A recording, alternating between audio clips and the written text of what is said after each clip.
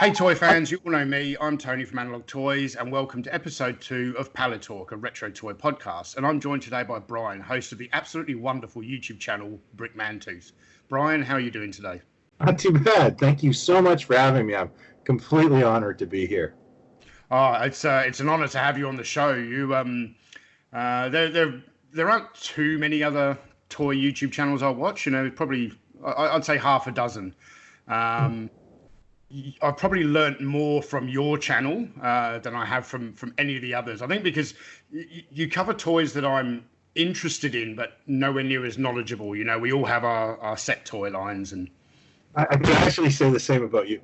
Not to be, I don't want to sound like I'm kissing up, but there was a lot when I was trying to figure out my voice and how to do things. I was watching a lot of videos, and I was going, nah, I don't like this, and I don't like this, and then, and you may be the same way. When you research a subject so long, I've been like doing Mego for, I don't want to think about it, 35 years. Mm-hmm. You see like Mego videos, and you probably like this with Action Man, and you go like, do I want to look at this? Because it's probably going to bug me. I think it was, I don't remember when it was, but it was a couple of years ago, or maybe earlier. My memory's fuzzy, but you did a Mego Star Trek one, and somebody posted at the Migo Museum, and I kind of did this like, check it out. And like, oh, there was nothing bad about that. You had done your research. And I was like, so I was doing a home reno, and I just put you on the Roku and said, while I do the home reno, I'm just going to listen to this guy talk and see how he does this stuff, because I'm trying to figure this all out. And to quote the Rolling Stones, you kind of smoke the same cigarettes I do. Like, I kind of like the way you do it. And you kind of touched on stuff that I don't collect and I don't understand. Like, Action Man is a very small little category for me. Like, I like the stuff that, like Bullet Man, Intruder, and Atomic Man, and then I don't know anything about any of the other stuff, and so I just eat that kind of eat those kind of things up, so to speak. And then the fact that we're about, I was born in the late of 1970. Yeah. So, mileage varies on your toy experience as a kid, and so I find this stuff fascinating, the stuff you cover. I especially have been enjoying Action Force, because I know nothing about Action Force, and I'm a bit otaku, and I enjoy learning.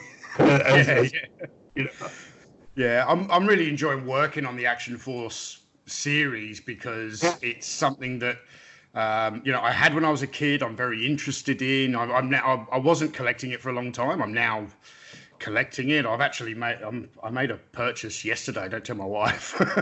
I purchased something yesterday from a friend in the UK. Yeah. I bought something from the UK yesterday as well. So I was at a toy show locally, like just a few minutes from my house, and a guy had that skull, that flying skull. Robo skull, yeah. I was like, I know what that is, and it was $400 Canadian, and I was thinking, I think that's a pretty good price. Like, I knew everything about it, and I was talking to the guy, and I'm not 100% sure of the background of how he got it. We have a lot of expats here, and it's very possible that he found it at a flea market or Value Village, but I was just amazed to see it in person at a Canadian toy show. Yeah. Yeah, so certainly with Action Force, there aren't many other videos on it on YouTube. It's a toy line that's really been untouched, and then through my connections with a lot of the designers and stuff that I know at Palitalk, who I got to know years ago making my Action Man documentary. Yeah. I'm very soon going to start working on part 3, which is the Action Force Space Force. And once again, Bob Breakin's come up with the goods. I've got some photos of some unproduced prototypes that have never really been widely circulated. I've got some development imagery of the Triad fighter that he designed, so I'm really going to be able to add some extra detail into that episode. So it's going to be like that. That's the stuff that I love, is this sharing of unknown information and finding out how the sausage is made. It's exciting. It's yeah. me, and that's been my lifelong fascination, is just getting behind the scenes of the toy industry. So keep it up. I really like it. Oh, thanks. So I know your YouTube channel, Brick Mantooth, is somehow connected to both the Mego Museum and Plaidstallions websites. Yeah. How does that whole connection work? It's a weird long story. Around the mid 1990s, like I've been collecting Mego since high school, and my dad used to be in the toy industry, and he used to buy closeouts of Mego. And as a kid, he would subscribe to all the toy industry insider magazines, like Toys magazines and Toy and Hobby World and Playthings magazine, which sounds like a dirty magazine, but it's actually a toy. And I would know who Marty Abrams was and that sort of thing, just because I would read those articles, because we were my dad was an entrepreneur, and there was no babysitters. You would go to your dad's warehouse and hang out if you had to work late. And I would read all these magazines. So I became kind of fascinated with it all through my life. And I was trying to write a Mego book in my mid-20s. And some of my friends were getting into art school, and coming out of art school, and they're saying, we can lay that book out for you. And now I won't be able to find it. I just found it, my manuscript, yesterday. This is my manuscript from 1995. And this is everything I knew about Mego. And my whole goal was to photograph as many collections that I could and publish this myself. And it was around 96, two things happened. One was a fellow collector by the name of John Bonavita put out a book called Mego Action Figure Toys by Schiffer Collectibles that just blew my mind. He had discovered the Palitalk Zorro and Tex Willer, and I just remember going, I got nothing. Compared to this book. And the second thing was, I got online, I went on AOL, and I found this little website called the Migo Museum. And it was started by my friend Robin Adams. And I thought, well, I've got all these photos and I've got all this information. Why don't I this is the future. I will throw everything I have at Robin. And what I used to have to do was send a box of photos, and she would scan them and put them on the site. And around, I think, 2000, she decided, I need to have a change in life, and I'm going to abandon this. And I said, well, can I keep it going? And I didn't know how to write HTML. I wasn't the world's greatest speller at the time, and we had a forum going, and I just decided, well, let's keep this going, because there was so much we didn't know about Mego at the time. And that was running, I'm still doing that 20 years later. But what happened was, around that time, I still was collecting toy magazines and wish book catalogs. I've always collected wish book catalogs since I was a kid. And, you would scan the one Mego page out of the toy magazine or the Mego articles, and you'd have this big, thick Toy Fair issue, and I'd be like, there sure is a lot of really, really cool other content that I'm not sharing with the world. And I remember, going to other sites. I think there was a Superpowers site at the time, and I had all this Toy Fair Superpowers stuff, and I wrote the guy 3 times, and he just ignored me. I was just going to give him the scans, and I thought, and I think somewhere along the line, it just came together. I love making fun of 70s fashion. I love old. Why don't I just create this kind of catch-all for all the stuff that isn't Mego Museum over here? And I'll keep doing the Migo Museum, but every day I'll post stuff on the blog, and basically what you're doing is you're turning the porch light on and seeing if it attracts moths. And it just and also I had 2 very, very young children, so I was home and I had nothing to do, and I'm very project oriented. And I'd say within about a year of doing that, it exploded. Where I was on the news, and I was on the Man Cow radio show, and I forget, I think it was, I had an original 1975 Toys R Us flyer with all the toys, and it because those things are like this, it took forever to scan it and then piece it together to put it online. Yeah. But I did, and some website, like I can't remember if it was Tumblr, what, grabbed it and said, you all have to check out this website. And within a weekend, I was internet famous, if you want to say. Yeah. And that's just kind of where it's been. And then it's eventually Robin returned to the Migo Museum, and we started revamping that and working on things like Migo Museum trading cards. And somewhere along the line, we created a Brick Mantooth action figure with this turns into the super collector. Like, all these jokes gone way too far. And, I wrote a book. We've done a couple of magazines. It's just been one of those things that's, as my dad said, if you're having fun at work, you don't know how much you're working. Yeah. And so we would produce these amazing, prolific things because we were just having a good time doing it. It was love. It was just joy of the format, and I don't regret a single minute of that. It's kind of look back at it. But I don't know where 25 years went. To be perfect. I must say that Migo Museum is one of my go-to research websites. A lot of the information that I put into, for example, my Star Trek video, came from reading about it on Migo Museum. I've got a couple of books on Migo. One of them, I don't remember the author's name, but it's just the world's great. It's a large book, but it's just the world's greatest superheroes. It's not any of the other lines. Did you see? I don't know which Facebook group it was on. You mentioned just before about the Palitalk Zorro. One got put up for sale like last week. Yeah, I know the guy. Okay, yeah. Is it still up for sale? It is. That's one of those things that kills me because I have a Zorro. I bought one in 1999, and I paid about $250 for it, but it's loose. And it's like, how much is that cardboard worth to me?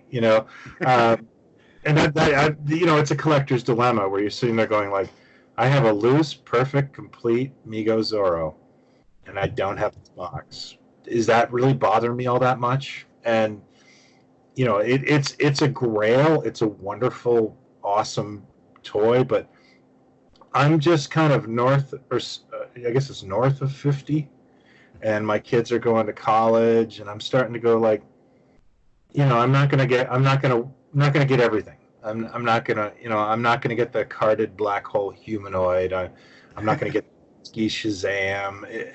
And you just become kind of zen about it. You go like, I've gotten really, really far. And, toy collecting is patience, relationships, money, and time. And you get as far as you can, and as long as you're having fun and there's no stress about it, you've won in a sense. So, I don't feel pain seeing that box Zorro, but in a way it's like, wow, that's really cool. It is a really nice box. I mean, certainly for me, growing up in the UK, just that Palitalk logo, it sings to me. I see that. That's the Palitalk logo I get. I don't obviously share that, but there are things that come out that I own. Like I'll be at somebody will post a Comic Action Heroes Batman, but it is on the Grand Toys card, which is the Canadian distributor. I own a Comic Action Heroes Batman on the Migo card. I will immediately buy that, sell mine, because oh yeah, I've got the Grand Toys Batman. Yeah. Like this would have been the thing I saw as a kid, so I completely share that. And that is there's few things that tantalize me these days that make me go crazy. That makes me go crazy. Like Canadian packaging is exciting. Yeah. Yes, yeah, I'll quote the Rolling Stones. You know, we like the same cigarettes. Yeah, I'm exactly the same with Palitalk. Just that there's something about that logo. You know, it just transports me back to the late '70s, early '80s, and I'm there. They were also amazing. Like Palitalk, they took every American toy line and made it better. You know, they made Mego superheroes better. They made G.I. Joe infinitely better. Like, did they not invent Kung Fu Grip, Eagle Eyes, and the fuzzy hair? Like, I think that was all of them, right? No, they did the fuzzy hair in '70. They did the gripping hands in '73. But then it was Hasbro in G.I. Joe that did the Eagle Eyes. That's my least favorite of the three, so I'll give it. And I mean, even when you look at, like, I have a fascination with Bullet Man, and Hasbro's Bullet Man is better than, or sorry, Palitalk's Bullet Man is better than Hasbro's Bullet Man. Like, you know, they give him his rocket boots, and I don't know. I would love to just know, like, to be at that meeting where they were like, "This is ridiculous. How does he fly?" You know, rationalize it. It's just, to me, that's amazing. And what, you know, giving Mike Power a pacemaker, is just like, what was the decision behind that? Because it adds a dimension to the character. But I would always. You'd love to just be sitting in that boardroom and going like, where did that come from? You know? and the packaging art is such a knockout for everything they did. You know? Yeah, I'm particularly fond of the stuff from the later '70s and into the early '80s. A lot of which was done by a guy called Dave Barnacle, who was very fortunate to interview for my Action Man documentary. Really good guy. He never actually worked for Palitalk. He was freelance. But he didn't just do the packaging art. Like, the designers would do, like, take the RoboSkull, for example. The designer would do the mock-up for the blueprint that showed a child how to assemble it and put the stickers on. But then that would also go to the same packaging art guy who would draw it up, you know, really nice for production quality. So he was a very prolific artist. Although when you speak to him, he actually says that he always used to leave everything to the last minute and would just rush it out, because he said, if I wasn't under pressure, I just, you know, got a bit lazy and wouldn't do it. But he's produced a lot of art over the years. Yeah, well, that's I can totally relate to that. I'm in my private time, I'm a painter. And I can give you a painting for free, but anyone that would try to hire me, it just wouldn't happen. My brain doesn't. No, that's not going to happen. After it kills me. Yeah. So what is it about Mego that you love so much? This may be a challenge. Can you try and sum it up? You know, I've lived with me for a long time, and I have spent, since I was about 15 years old, obsessing about it. So you kind of start to go, why do I obsess about it? And, you know, there's a number of reasons. Like, one, my age. I was born tail end of 1970. So Big Jim, G.I. Joe, those were very big concepts at the time for me as well. But it felt like, and I've mentioned this a bunch of times on my podcast and other things, it's like I went to a party and they were stacking the folding chairs. Like, oh, sorry. Honestly remember going to Sears going, I'm going to get a new member of the pack, because the Big Jim pack was huge in '76, and I'm 5 years old. And I go to Sears, and I look around for the Big Jim section, and there's a guy, and he's an adult, but he's probably 17. You know, he's a mustache. And he goes, oh, I'm sorry, Big Jim's gone.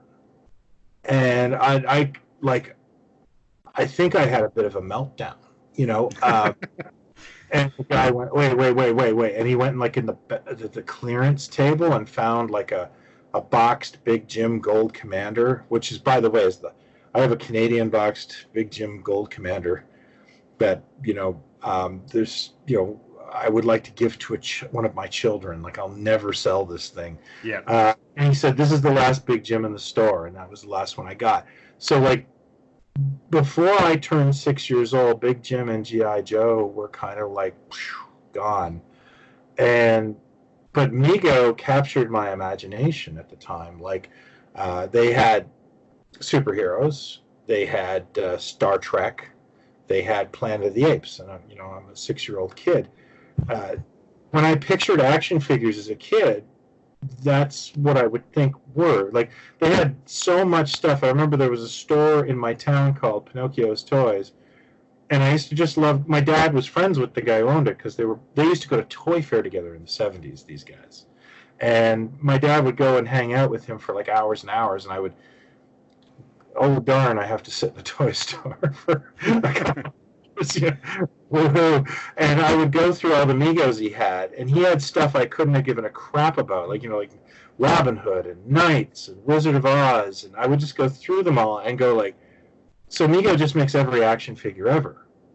Yeah, that was the world for very formative years for me and a lot of people. It was a universe. It was an 8-inch universe, and the only thing I can think of that had a real impression on me from 76 to about 78 was $6 Million Man, because that was massive and humongous, and I love $6 Million Man, but I always used to think of it as sort of like, I wish it was the same size as Superman and Kirk.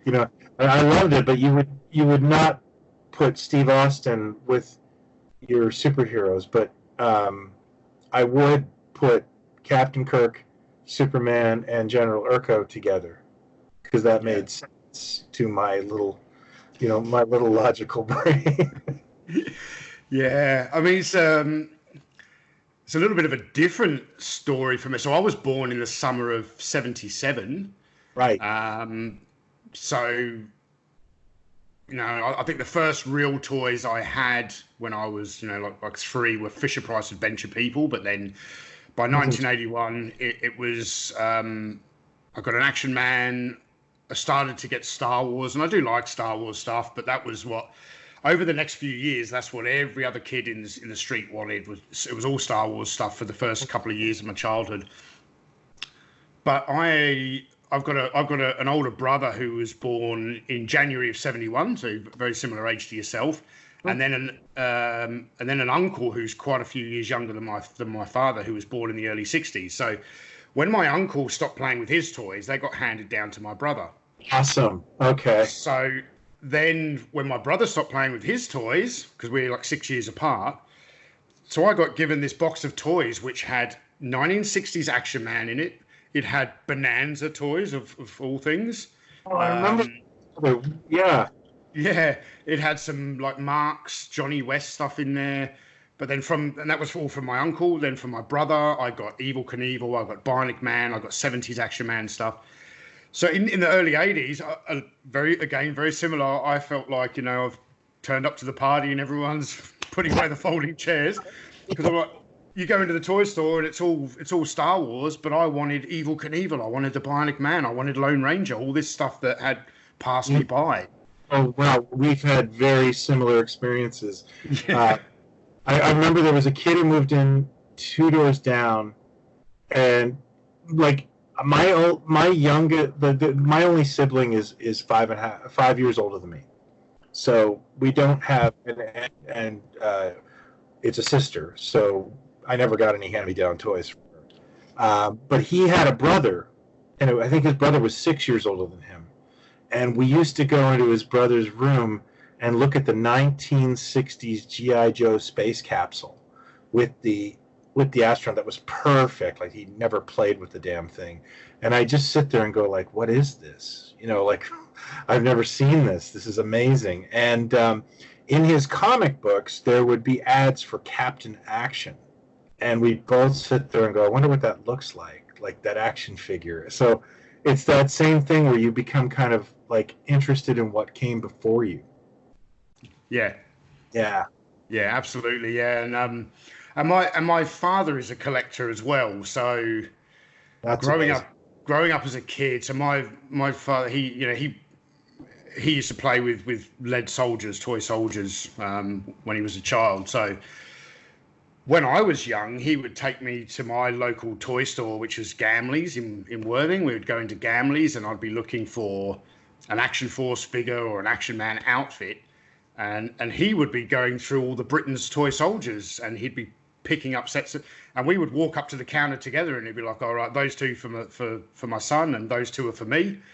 We'd get home, and I would rip open the package and start playing with the toy on the floor, and then we used to have this glass cabinet that was actually screwed onto the wall in the corner, and it was like recessed into the corner. I would start playing with the toys on the floor, and he would leave his in the package, and he would just open the door, put them behind glass, and shut the door, and stand back and look at them.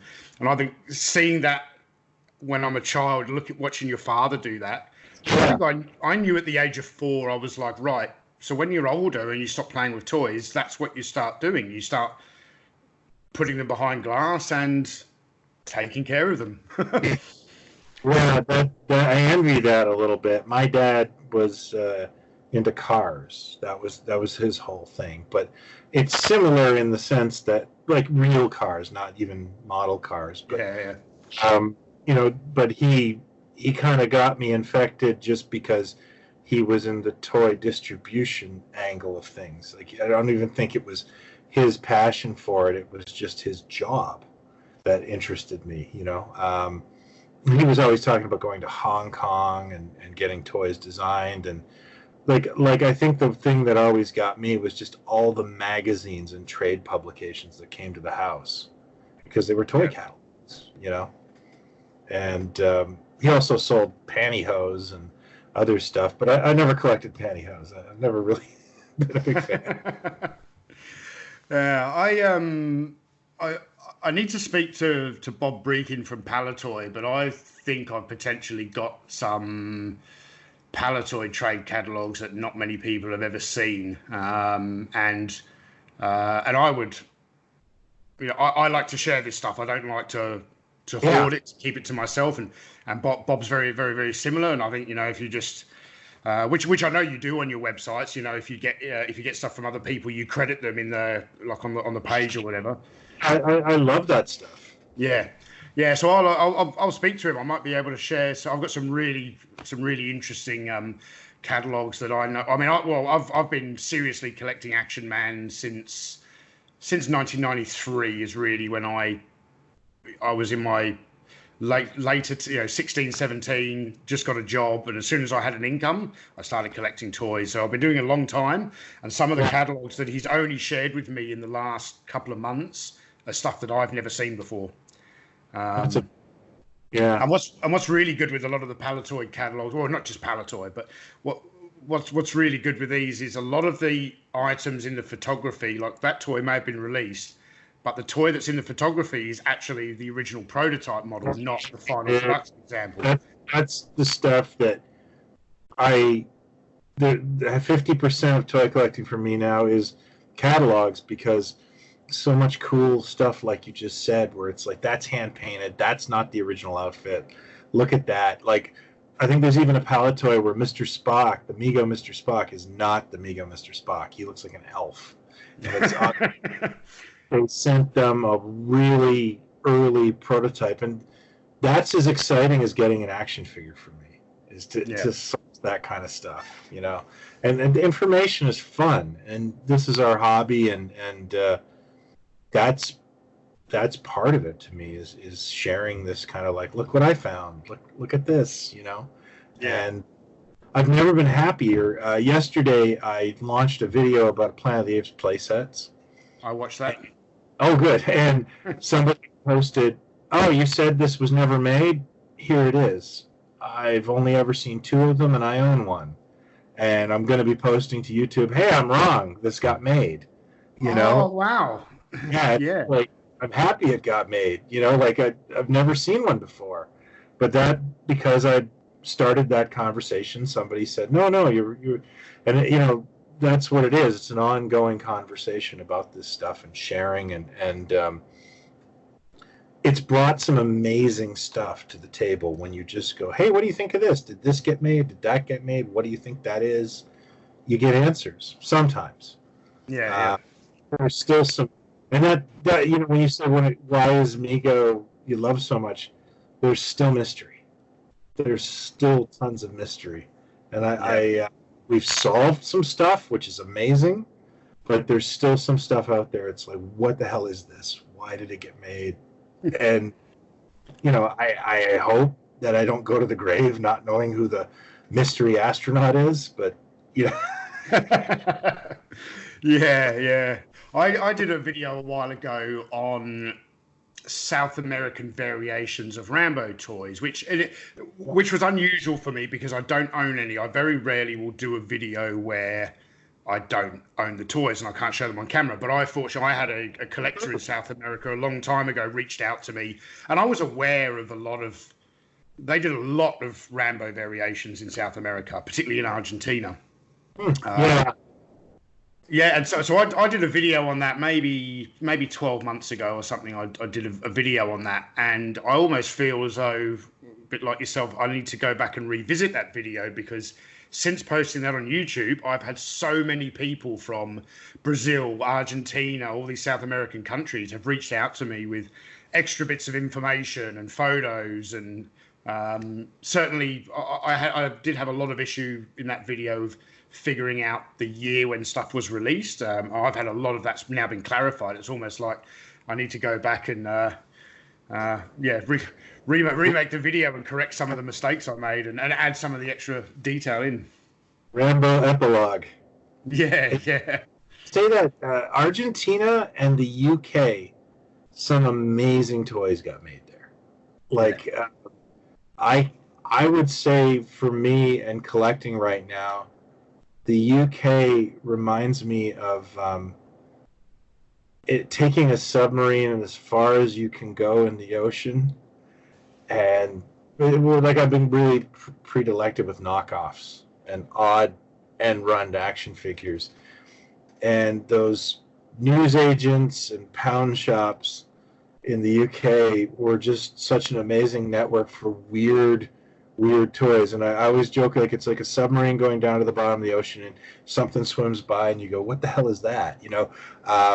And like that has been my obsession for months and months now, is just stuff I've never seen before, and it's always out of countries that obviously I don't live in, but but Argentina has been very good to me. They have make some really cool toys. And also, I need to speak for a moment about the packaging. So you take the Mego superheroes and what Palitalk did with that packaging. I certainly don't own any, but I've studied it to the nth degree. Wow, But when I first logged on to AOL, the first name I came up with was Palitalk. And most people assume I'm British, but I'm Canadian. But it was because there's two reasons. One, I was obsessed with that packaging. And two, the reason I ever started collecting Mego again was around 1985, I was collecting sci-fi, just generally sci-fi. And in the back of a catalog, this guy had a stack, it said Space 1999 action figures. And I bought the cheapest one I could afford, which was Captain Xantor. And I didn't know what to expect. And I got it in the mail, and I vividly remember this, opening up the box and going, this is a Mego action figure.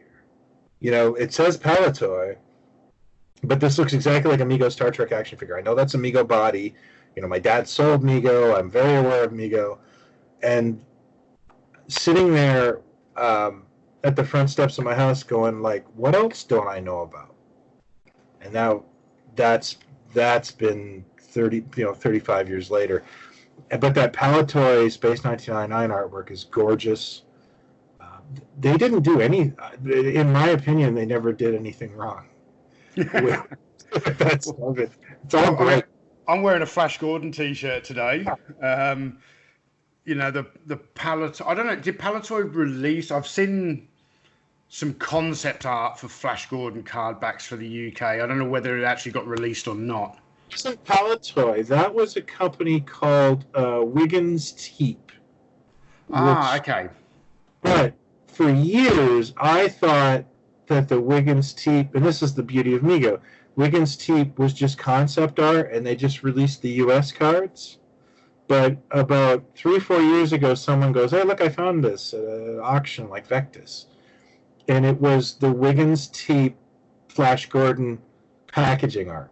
So Britain got their even though they're not Palitalk, and I of course the British the card art is somehow superior to the American card art is beautiful, like it's Alex Raymond, but I like the British card art. I couldn't afford it. I let it go, but the guy was lucky enough to, or nice enough to give me photographs of it for the Migo Museum, because I think I kind of helped him sell it to the right buyer.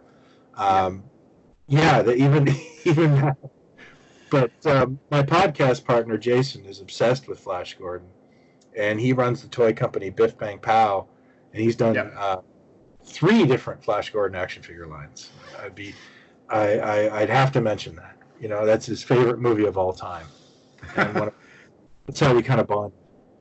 Yeah, I wouldn't say my favorite movie of all time, but my favorite guilty pleasure. It's up there. It's up there in my top 10 for sure. I adore it. It's not my favorite movie of all time, but I wish it was more. Well, I think it's gotten better received over the years, but like as a kid, I expected to see, like, where are those action figures? Walking into a Coco or something. Like, I loved that movie. I think I was just 10 when that came out.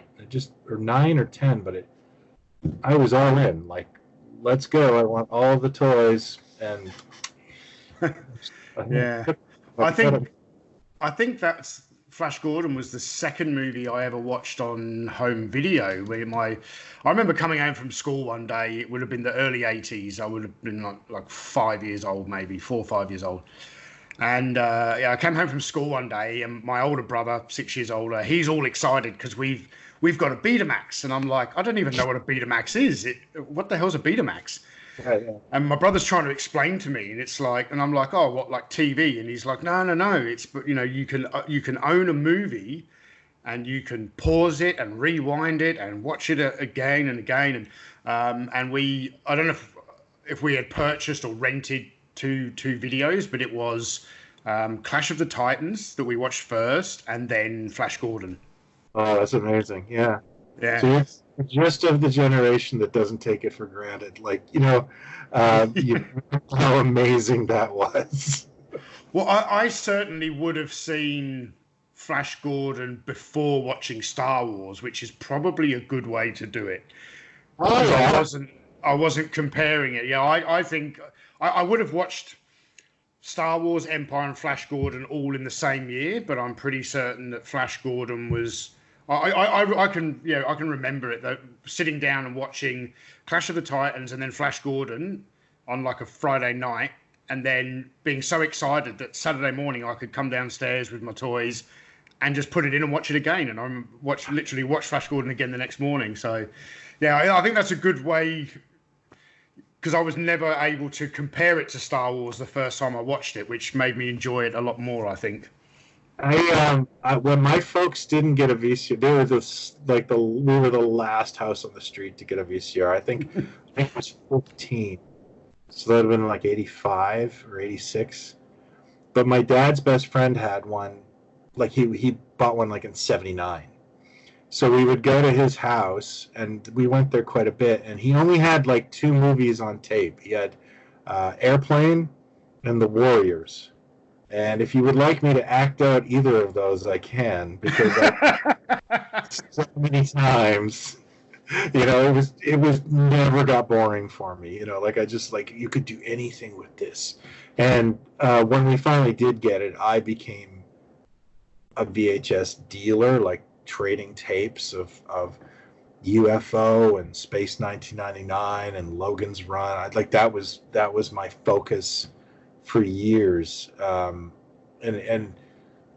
when I was in my 20s, I moved like 50 times, like from terrible apartment to terrible apartment, and no one wanted to help me move because I had like 2,000 videotapes, and those things. Help me with a skid of bricks, I don't miss that. As much as I love that, it's like I love that I own Blu-rays now, and I could put my entire Blu-ray collection in a bin and take it in the car. You know? Yeah. So, well, by the mid '80s, so not only do I have an older brother, I've got a sister who's not even 2 years younger than me. We're pretty close in age. So by the time we got to the mid 1980s, I just remember Saturday mornings revolved around me and my sister fighting over who had control of. By then we'd switched from Betamax to VHS, but Right. fighting over who had control of the video recorder, and it was an option of whether we were going to watch First Blood or Dirty Dancing, or also Grease. You used to watch Grease a lot. Blood, that's pretty adult. Wow. I know. And that was probably when I would say, yeah, I was probably 9, I think. Surprised what time it is still. Like, I recently rewatched it with my wife, and it's like, I think I like this the best out of the trilogy. Like, just because it's so, it's like the first Mad Max is my favorite too. Yeah. So, if you just want to, it's very raw, it's very simple, and I love that movie. Actually, I think First Blood is amazing. But yeah, now, I remember being young, and I don't know if I was unwell or something, and it was one of those nights as a young kid where my parents were putting me to bed, and I kept sneaking back downstairs. And what are you doing now? I'm feeling unwell. And my dad was like, oh, come and lay next to me on the couch. I'm watching this movie. You can kind of lay on the couch and go to sleep on the couch. But I didn't. I started watching this movie, and it was, I want to say, Bushido Blade. It was some sort of a samurai movie, and I'm watching this with my dad, and I'm sure there's like, whatever the movie was, it was a samurai movie, and there was someone gets decapitated in it, and I was like 8 watching it, and he was like, "Oh Jesus, you should," because he didn't know that was going to happen in the movie, and you shouldn't have watched that. And I was like, and I remember being at that age, turning around to my dad, going, "So how did the filmmakers do that?" Yeah.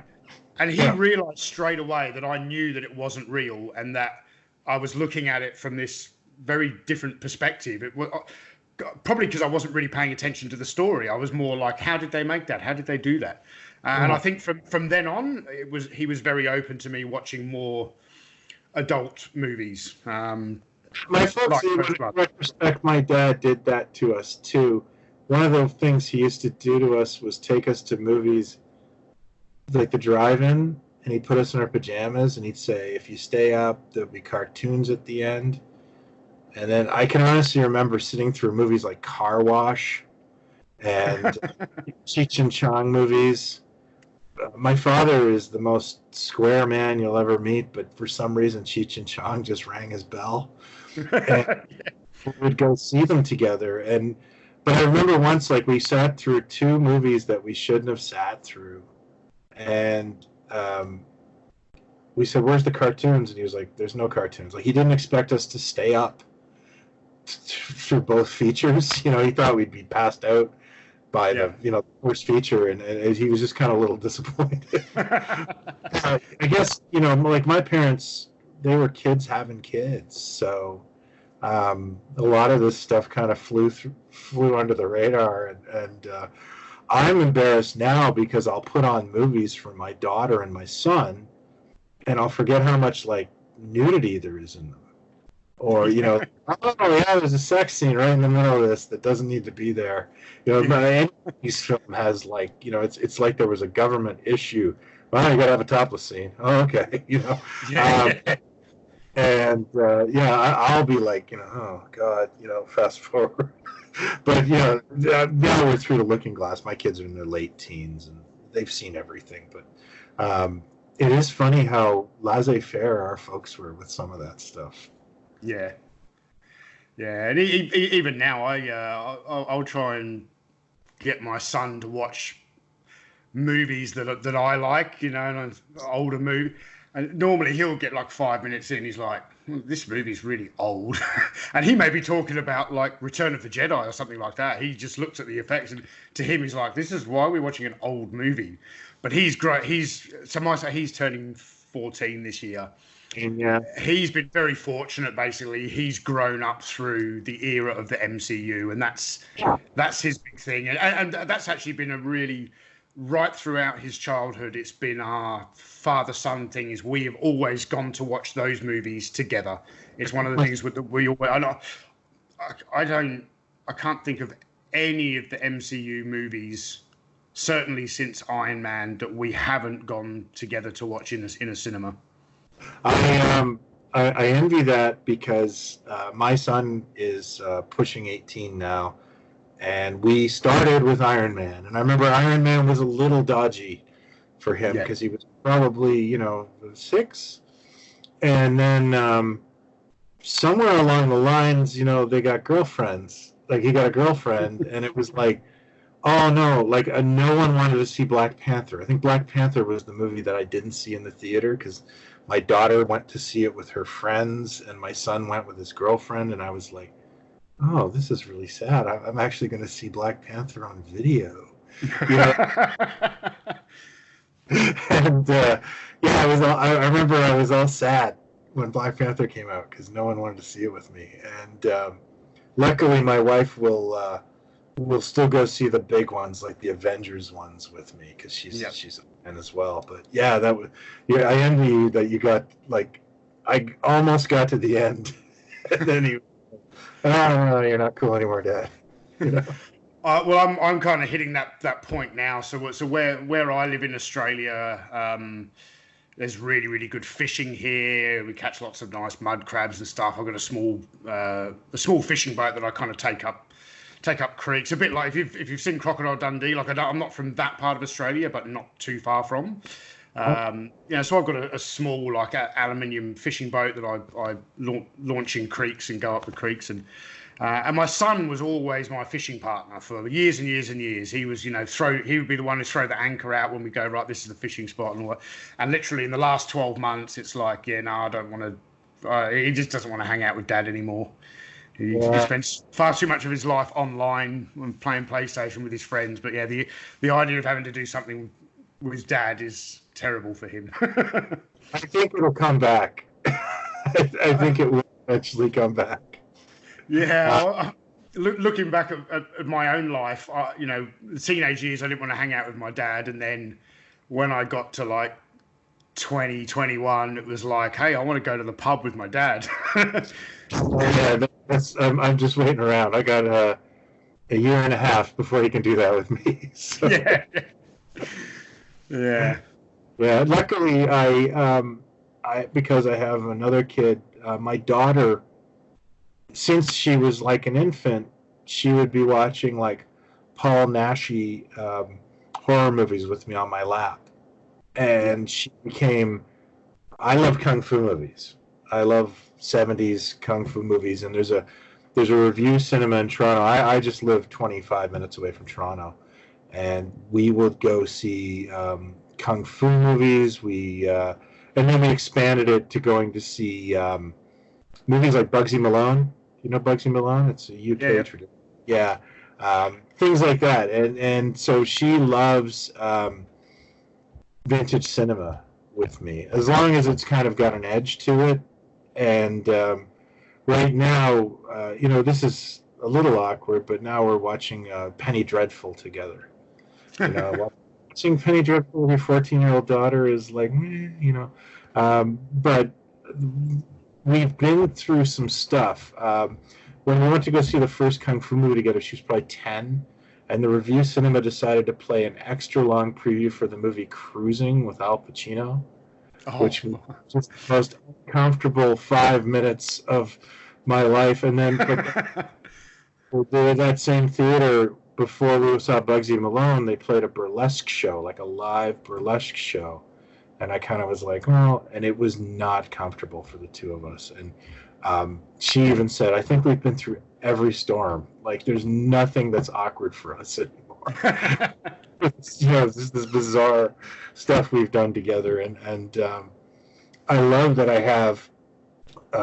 My son loves to go to toy shows with me, and we have a lot of toy shows in Toronto. Like, we have so many that I pass on going to toy shows, and that's a blessing. And then my daughter loves obscure cinema, so we have these kind of two different worlds we can explore. Now, my son collects Clone Wars and prequel toys, which I won't get into, but we just agree on going to the events together, not what we purchase. So you mentioned just before about your love of 70s kung fu cinema. I'm going to take a wild stab in the dark here. You're a fan of the kung fu TV show? Oh, yeah. Oh, humongous. Oh, yeah. Yeah. That's childhood to me. Yeah. So for me, I've got a very small lunchbox collection. I don't think I'm ever going to get into collecting lunchboxes, but my holy grail lunchbox is Kung Fu lunchbox. Oh, no kidding. Yeah, well, there's just something about that, and I never saw one when I was a kid, nothing like that. With the banana yellow outer, it's one foot away from me. Oh wow! Yeah, I can't get that down, but I like Kung Fu so much. I actually made a cane. Oh wow! This was a 6-scale David Carradine head, and I shrunk it down. It took me months, and just put this together. I made it a Palitalk because in my head, it's like, yeah, this is a UK exclusive, and yeah, no, huge that show. And I have a whole bunch of toys from it. There isn't a lot of merchandise, but there is some really weird stuff. And the beauty of it all is, and this is one of my obsessions, is you get into these like niche collectibles, and everything's like $20. You know, there's a whole series of book and records from Germany, and they're all like $10 each. You know, like you're just sitting there going like, nobody cares about this except me. And those are like my favorite types of collections to explore, is when you're getting a package every week and you're spending like $25. You know, and it's vintage toys. Yeah. Yeah. So when I say like your channel was one of the ones that I've learned the most from, is because I love your videos. You did a video, it was like the Planet of the Apes one that was on yesterday. You've done one of those on the Kung Fu toys. I love that video. I must have watched that video 3 or 4 times just because I'm absorbing all this information I've never ever heard before. I didn't think anyone, like, you know, you wonder if anyone really, like, some of the stuff you do, you're just like, I'm just doing this for me. And if somebody comes to the party, it's fine. But yeah, I love Kung Fu, and it's not the world's most popular television series. A lot of people mistakenly think it's like an affront to Bruce Lee, but it's actually not. And of course, you've got a white guy playing a Chinese guy, which isn't translating super well in 2020.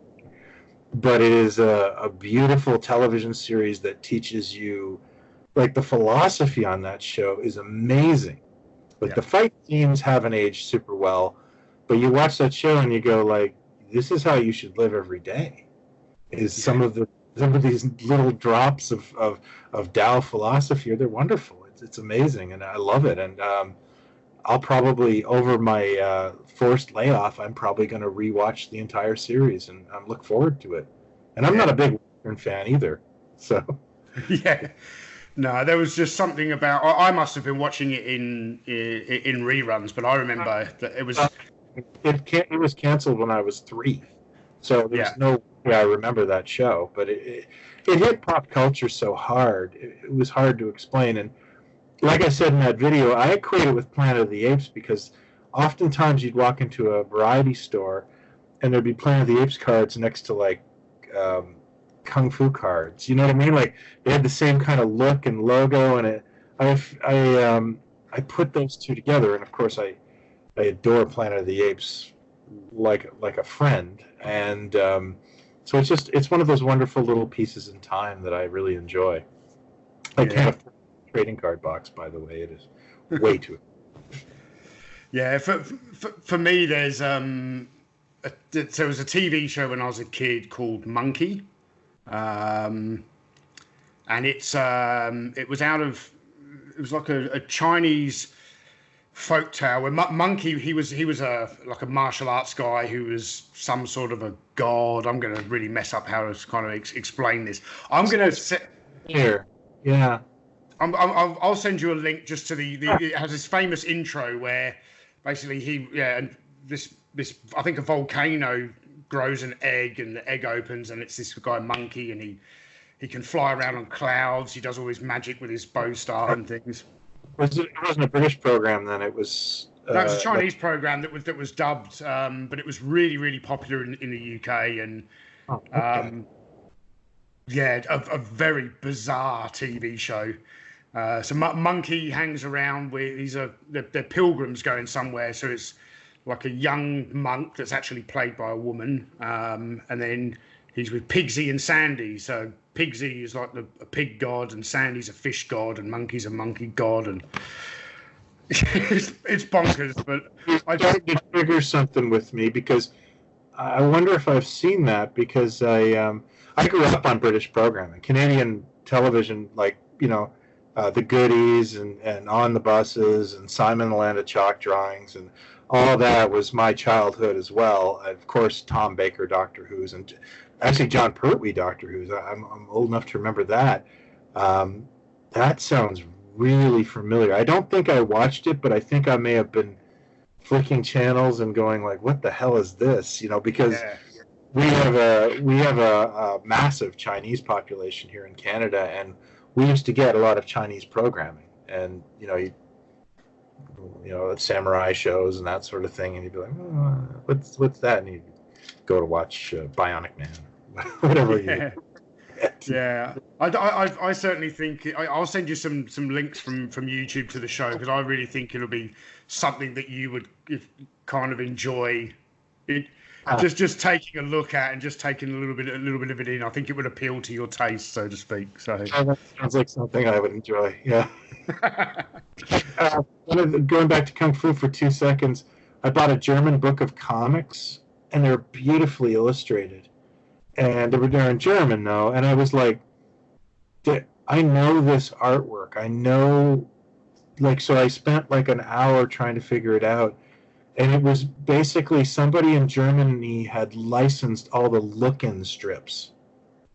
You remember yes. And I didn't even know Kung Fu was in look-in, but I have stacks of look-ins from like Logan's Run and Man from Atlantis, and I was like, this is the same artist. I know this artist, and I was so happy. And then it's like, who do I tell? So And for all the viewers, listeners out there, I think we need to explain what Look-In magazine is. So when I was growing up as a kid in the UK, Look-In was a teen pop culture magazine that came out weekly. So I know we used to get a lot of Look-In magazines at the house. Most of them I think were more for my brother than me, but I would certainly absorb all the content. And it was something that would get delivered to the house on a Saturday morning with the Saturday morning newspaper. Look-ins ran for years. We had loads of them, and I actually want to thank you for refreshing that memory because I haven't thought about Look-In magazines for a long time, and you've just taken me back to the 80s, man. It's an amazing concept. It was whatever was popular on television was a comic book. So, I'm assuming in the 80s they probably did Knight Rider and the A-Team and then there would also be articles on like pop stars. Like that was basically the whole thing. So every week you got a comic strip, and a lot of the properties in Look-In never got any sort of merchandise, like Man from Atlantis. I got this long Man from Atlantis comic or Kung Fu, or so it's almost an asset to a collector now to buy like Logan's Run. There's amazing Logan's Run comic strips based on the television series. Well, that's it. That's the only merchandise Logan's Run, the television series, got, except for a hardback annual from Brown Watson. So, they're exciting. I wanted to get back to Action Man for a minute, too. We used to get British annuals. We called them British annuals. You guys would just call them annuals. In our local stores, and I was in a Shoppers Drug Mart when I was 12 or 11, and the Action Man annual was on the newsstand, and it had, I've never been able to find it since, but it had on the cover, it had pictures of the SAS characters all mounting an attack, and I was like, those are GI Joes. Do they still have GI Joes in England? Like, I knew that was an English publication. Yeah. And I remember being really obsessed with that book. And the only thing was the insides, the guts of it were just comic strips and stories and the cheap games. But that cover was like a Palitoy. Someone at Palitoy had created this awesome diorama, and I remember really being obsessed with so in England you can still buy a GI Joe doll. Like, he's still 12 inches tall, and he's awesome. And so I just, that when we were in our conversation, I just remembered that whole scenario of another one of these things that haunts you when you're a kid, you know? Yeah, so I know the annual you're talking about. I don't own that particular one because that was really unusual, because most of the Action Man annuals had artwork on the covers, and that one is very, very different for being like the only annual they ever did where it was like a photograph actually taken from Toy Fair. And I think it was the 1984 annual. So I've got 80, 81, 82, 83, and then I've got 80. So Action Man actually ended in 84, but in 85 they brought out another annual in 85 for Action Man. But I'm sure it's the 1984 one. Okay, so I was probably 13. Anyway, I just remember being extremely hung up on it, not buying it because the only pictures of the toys were the outer cover. But I was kind of what's going on in England, and how do I get in on this? You know. So we've been going for about an hour. There's one more question I wanted to ask you before we take my quick game that you may have seen that I did with Michael on the last show. But I did want to ask you a similar question that I asked Michael, and that is, if you could interview or even have a chat with the designer of any toy in the world, which designer or which toy would that be? That would be, and this is an easy one for me, because next to Mego, one of my biggest obsessions is a toy line called the Lincoln International Monsters line.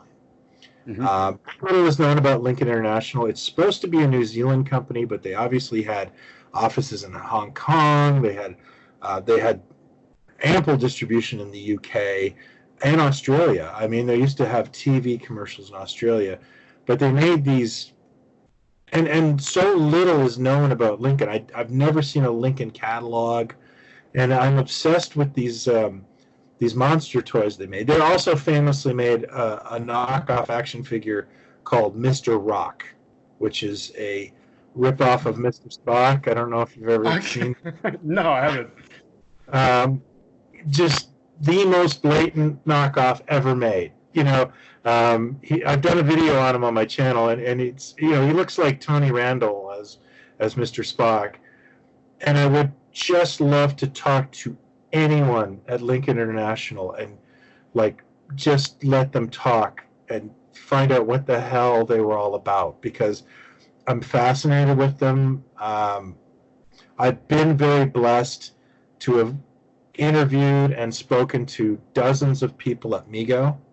And lucky, Mego hired a lot of people out of art school, and they were young and they're just enthusiastic, and they've been wonderful. And, similar to your experiences with Bob Brecken, where he's wanted to share. I've met a lot of people at Mego that are here's all the Toy Fair photos and just crazy stuff. And but Lincoln is this company in shadows, and it would just be I'd really like to, even if I just sat down with someone and they said, "Oh, look, we're just for a drug front," I'd be okay with that.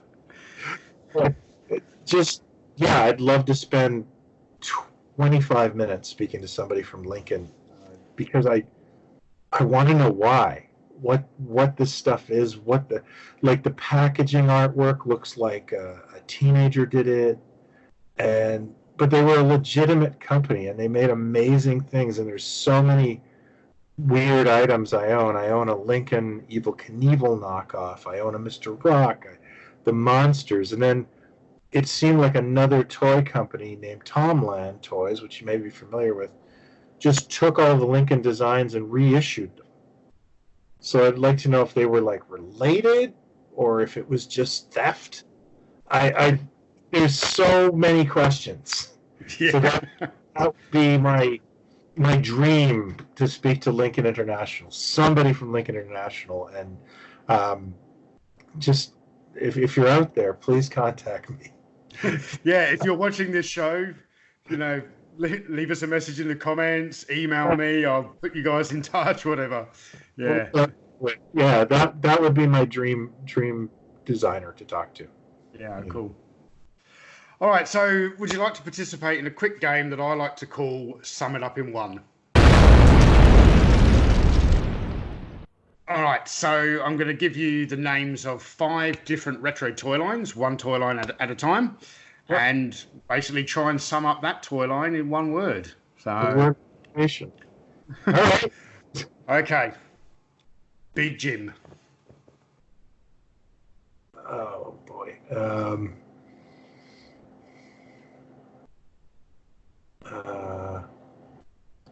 Pack.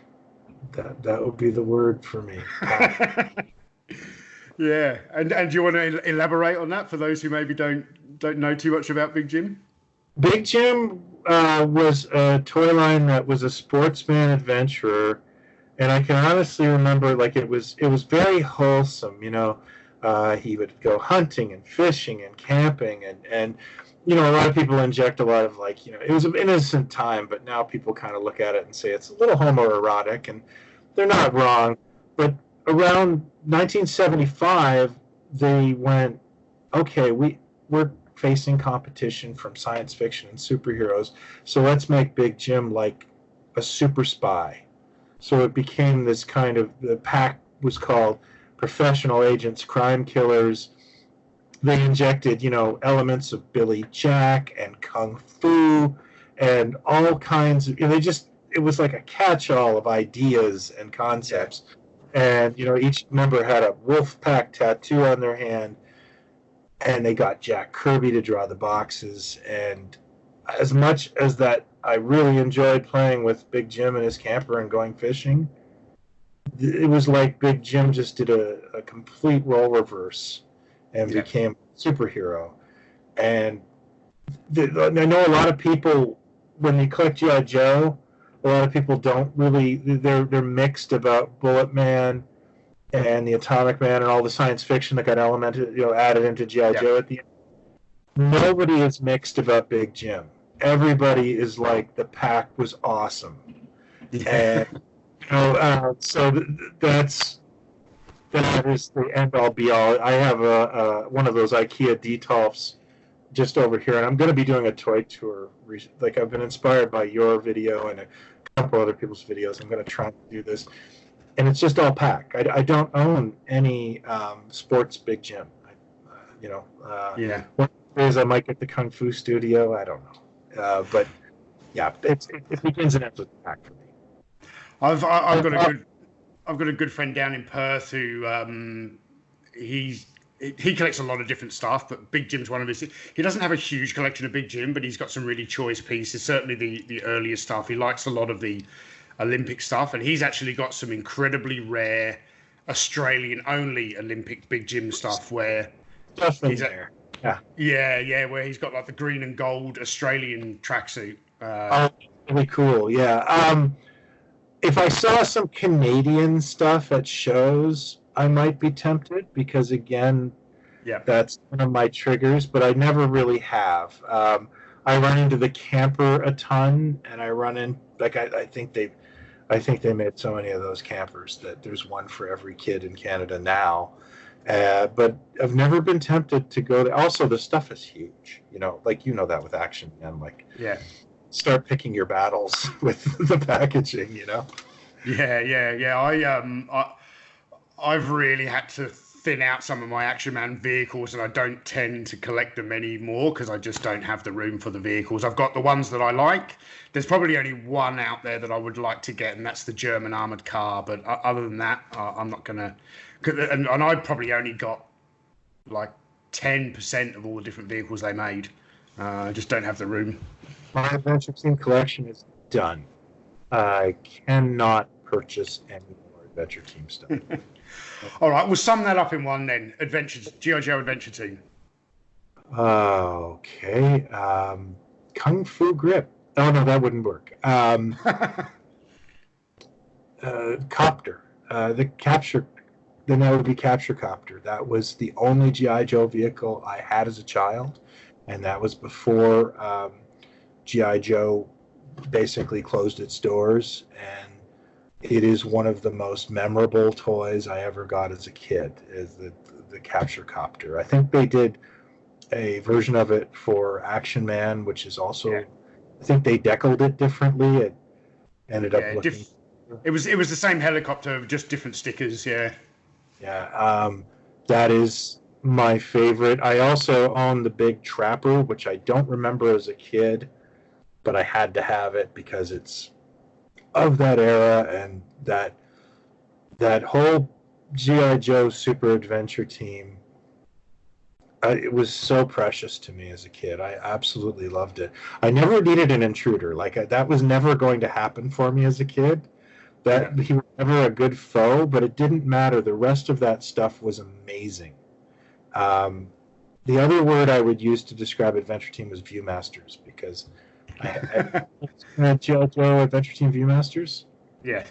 The greatest brochure for G.I. Joe ever made, and I obsessed over that as a kid. Yeah. Okay, next toy line. Shogun Warriors. Godzilla. Oh, yeah. Perfect answer. That's a perfect answer.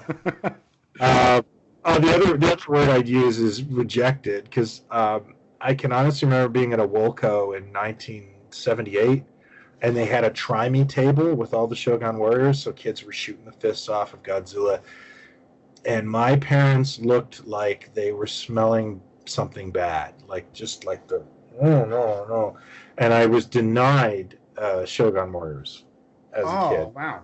And here's what I did. I grew up with kids who had them, and they would have, you'd be bicycling past, and they'd be having a yard sale when I was like in the 8th grade. And I'd be like, oh, okay, I'm going to go to your yard sale. And I would buy their Shogun Warriors. And right behind me, if you can see, are my Shogun Warriors collection. It's not the world's greatest, but that Mazinga I bought from my best friend in the 8th grade. That is still my Mazinga. But I have Godzilla. I have the Japanese Godzilla. I do not have what I would consider an epic Shogun Warriors collection, but I don't even really like to get them in the box. They seem so much cooler loose, just because they're awesome. But I have everything I like, and that's it for me on that. You reach a certain point where you're like, those things are massive and awesome, but that whetted my appetite. I love Shogun Warriors. And I should be doing some videos on them, but like you, I'm a little I don't really own the world's, they're missing parts, and you start to go well, what kind of video am I going to produce with this? I'm just going to show catalog scans, and but I'm going to try and figure it out, because I've got a couple of unique pieces in that collection. Yeah, cool. I'll be interested in seeing that video. So, cool. All right, we've got 2 toy lines left to go. So, Denny's Fisher's Doctor Who. Dream. When I was about 13 years old, I really got into Doctor Who, collecting the novels and Doctor Who Monthly and the annuals, but merchandise sucked for Doctor Who. And I was in a there used to be in Union Station, across the street from Union Station, was a place called the Royal York Hotel. And in Royal York Hotel, which is still there was a little store called LaBelle. And LaBelle was all die-cast models, Dinkies and Matchbox. And, I would go in there as a kid and look at the Eagles and the Thunderbird 2s and that sort of stuff. But he would also sell the Collector's Monthly magazine. And I think that was a British magazine. It was around forever. Collector's Gazette. Gazette. Yeah. And they, it was usually pictures of guys with their UK and Canada were very similar. That the major pushing force of all toy fairs was car collectors, model collectors. The Toronto Toy Fair every year had their model range. So this was like this is like 83, 84. So action figure collectors were sort of like they were over there, and action figures were under the tables of most. It was all tin, but on the front cover once was an article with a guy, and he had science fiction collectibles, and in the background of the picture on a bookshelf was Tom Baker and the Cyberman. And I bought that issue just for that photo. This is so pre-internet. And I obsessed about those look like Megos, and I need to have those. And it's just funny you mentioned that line, because the two figures I needed to finish that were Cyberman and the Tardis. And I think this is just before I got married in '98, and I bought them from a gentleman. You may have known him, Jim Stevenson. Yeah. And he just passed away. Yeah, I heard that. And I still own everything I've ever bought from Jim Stevenson. I was thinking about it, I bought the Alan Carter from him in '95. I bought the Cyberman from him in '98. And, it was, it's funny how the legacy these people leave. He solved real problems for me, 22 years ago. And I was quite sad to hear of his passing. I mean, we all go, but, I'll always think of him when I walk by those pieces. Oh, that's nice. Yeah. All right, so we've got one toy line left, and this may be difficult for you to sum up in one word, but let's see how we go. Oh, Mego. Childhood, just pure childhood. Like I said, it was all there for me. It was the entire universe for me at that one point. They had all of media until they didn't. Star Wars got away. But up until that point, they were the force majeure. They were everything to me. Yeah. And even after, to be perfectly honest with you, I was obsessed with Black Hole. I love Star Trek: The Motion Picture, and if you can see behind me, I've got a whole raft of Buck Rogers toys. Yeah. So I was a very Mego kid right until the end. In fact, one of my favorite memories is standing in a Kresge store in around 1981 or 82, and the 8-inch Dukes of Hazzard toys were there, and I never cared for Dukes of Hazzard. I was it was like something I liked for 3 weeks, and then it just didn't go anywhere. And they had the 8-inch Dukes of Hazzard, and I remember standing there going, I remember when this was apes and superheroes and Star Trek. I was already feeling nostalgic for that bit of childhood. And yeah, everyone has magic years. I always find it funny when I read people go, the 80s was the best time for toys, or the 60s was the best time for toys was when you were 6 to 8. That. Yeah. Those are the magic years because you are a little kid. And so I don't begrudge anyone who thinks that, He-Man is the greatest toy line ever. If I was 6 years old and saw He-Man, I'd think it was the greatest toy line ever. It was immersive. It was massive. It was everywhere. But those are my years. Those, I was I was 12 when He-Man came out, and that cartoon just kind of went, oh, okay, this I don't begrudge it because it has beautiful artwork and wonderful design, and but yeah, it's not my era. My era was, I'm a Mego kid, and I always will be. Yeah, and for me, like I really did. I grew up in the heyday of Masters of the Universe, and I loved it when I was a kid. And to be honest, although I only collect a little bit of it now, I've really started collecting that because of the channel, just because I wanted to make. Because I have some childhood photos. I've got a photo of me opening. There's two photos. There's one of me like unwrapping the Castle Grayskull present, and then another photo of Castle Grayskull set up and me sort of standing behind it. And literally, because of those two photos, I'm like, I have to make at least a video about Castle Grayskull. So I went out and purchased one. So you've done that too, where you buy something just for a video? All the time, man. All the time. I was, when I did my video, my Toy Histories video on the $6 Million Man, I didn't have to have everything in the range. For example, I still don't have Fembot. I've only got one version of Jamie Summers. I don't have both. I don't have the last issue version of Steve Austin, etc. Not any of those things either. So yeah, I will probably never own the Venus Space Probe. But because I was so fond of the episode where Steve Austin fights the Bionic Bigfoot, I wanted to talk about it, and I refused to make the video without showing the Bionic Bigfoot. Okay, yeah, I get that. And I went out and purchased one just for that video. And yeah, it's really changed the way I collect over the years now. For example, now that I've kind of committed to Action Force, I've now got all the Space Force stuff. That's the next video. I don't have everything from Q-Force in the collection right now, but the thing that I purchased from England yesterday will complete that.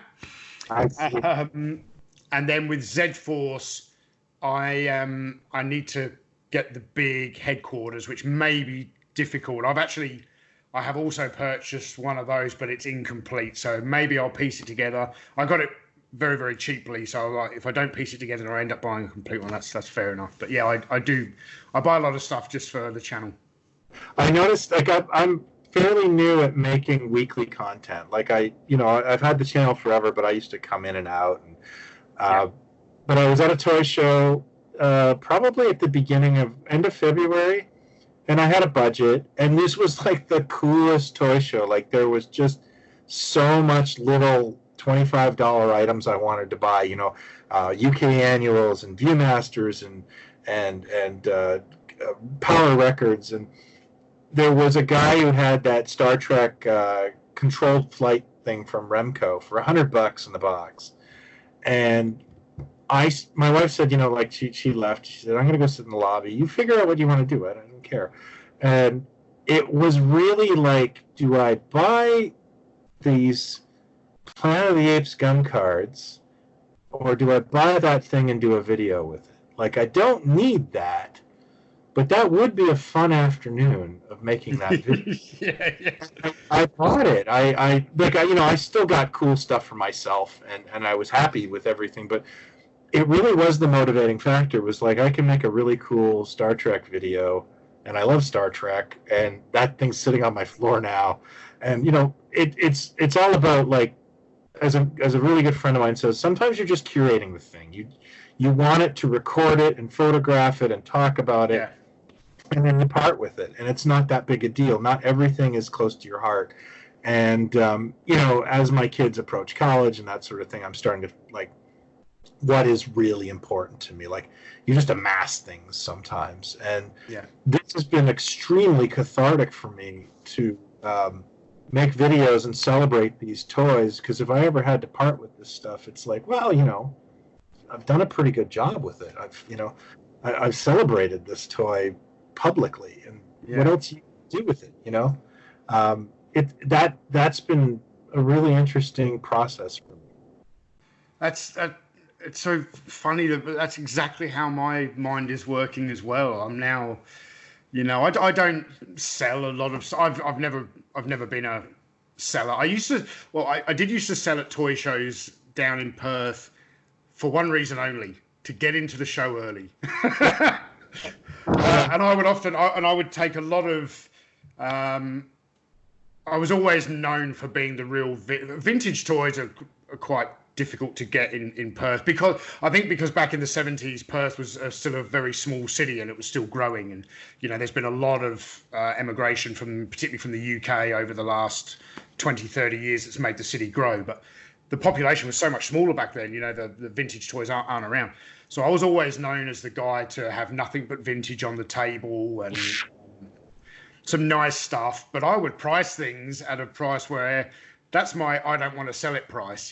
I'm just here to show some of my stuff and get into the show early. So I'm not a seller, but yeah, I really do enjoy this process of recording all this. Like you say, curating it, and then afterwards, if I want to move something on or even just give something to a friend, I don't mind because it's forever captured on the channel now. So it's cool. I swiped this from a friend, but at one show I brought a really rare Mego, and I just put a sticky note on it that said a lot, price. I just brought it to this exists. Oh, well, thanks very much, Brian. I think I think that's it for today's show. It's been an absolute pleasure having you on here. I've really enjoyed it. Before we wrap up, just quickly tell all the viewers where they can find you. Oh, okay. I'm on YouTube. The name is Brick Mantooth. I have two websites, Migo Museum and Plaidstallions. We also have a podcast called Podstallions, where we talk about toys and movies and all kinds of pop culture. And there's several Facebook groups. I own one called Migo Mania, another one called Podstallions, and another one called Migo Knockoff Headquarters. So I'm all over the place. You can find me. If you Google @Plaidstallions, you'll find me. Perfect. So, yeah. All right. Well, thanks very much for joining me on the show. It's been an absolute pleasure, and yeah, and I'll see you all guys in the next video. Thanks very much. Good. Take care.